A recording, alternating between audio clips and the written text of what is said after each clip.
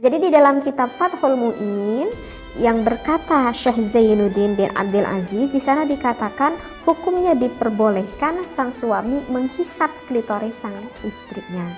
Nah, begitu juga sebaliknya, sang istri juga diperbolehkan untuk mengulum milik sang suaminya yang kita kenal dengan gaya 69 ini gitu ya.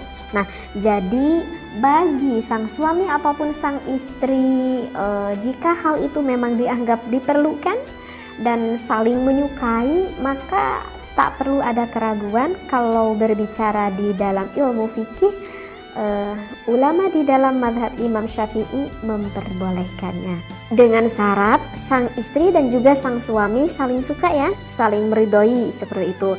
Kalau misalkan istrinya nggak mau gitu, kalau misalkan pengantin baru gitu ya, itu kemungkinan kebanyakan para istri tuh nggak mau gitu ya, karena mungkin agak jijik juga gitu ya, dan merupakan hal yang sangat di luar bayangan mungkin, sehingga gak mau melakukan hal itu.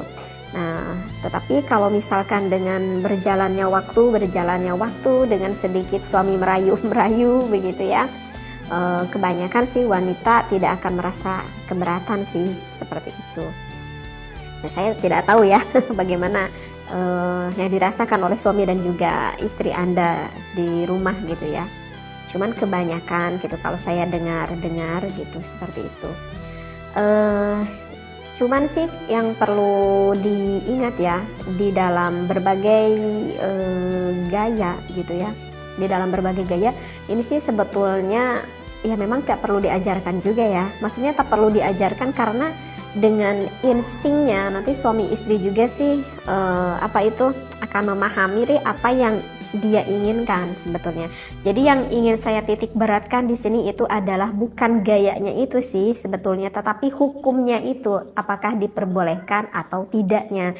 Jadi yang ingin saya sampaikan bukan gayanya tetapi hukumnya. Nah, kalau bertanya hukumnya di dalam fikih ya diperbolehkan. Dan harus diingat ya, wahai para suami dan juga istri, di dalam melakukan berhubungan seksualitas itu merupakan ibadah ya, itu merupakan ibadah bahkan yang besar sekali pahalanya.